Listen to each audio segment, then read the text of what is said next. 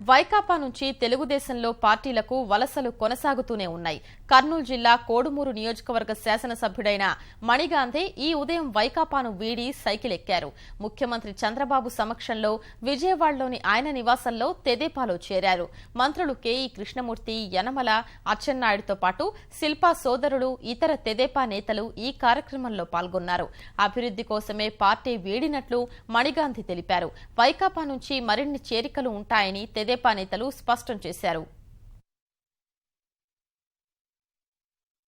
ముఖ్యంగా చంద్రబాబు నాయుడు మాకు చేస్తాడని తెలుగుదేశంలో మా ఫాదర్ కూడా ఫస్ట్ తెలుగుదేశమే కాబట్టి మేము కుటుంబం లాంటిది తెలుగుదేశంలో పార్టీలో చేర్చుతున్నాం. ఎందుకంటే మా జిల్లా అధ్యక్షులు కూడా ఉన్నారు. అందరూ కూడా మేము ముఖ్యంగా ఈరోజు అభివృద్ధి ఎక్కడ జరుగుతలేదు కాబట్టి ఈ అభివృద్ధి కోసం మేము తెలుగుదేశంలో ఉంటామని కూడా ఈ సభగా తెలియజేస్తున్నాం. ఫస్ట్ నుంచి తెలుగుదేశంలో ఉన్నాం.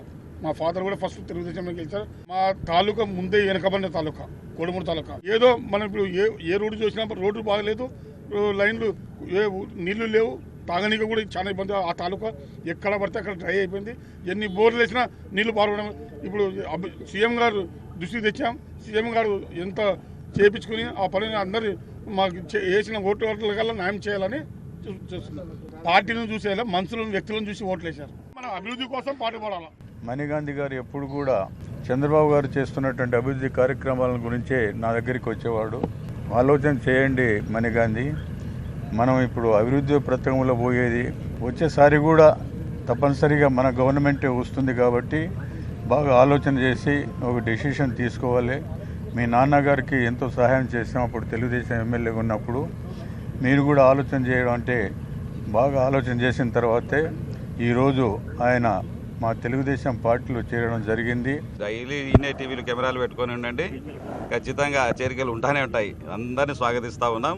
మా గేట్లు ఎత్తేసినాం, ఏం ఇబ్బంది లేదు. ఈరోజు మణిగాంధీ గారి తండ్రి గారు కూడా గతంలో తెలుగుదేశంలో పనిచేసినటువంటి వారు. అదేవిధంగా మళ్ళా పాత పార్టీకి వచ్చాడు తప్ప ఈయన పునఃప్రవేశం అంతే.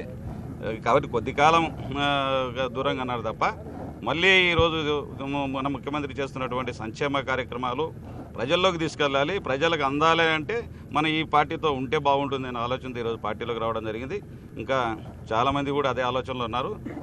త్వరలో కూడా మీరు చూస్తారు.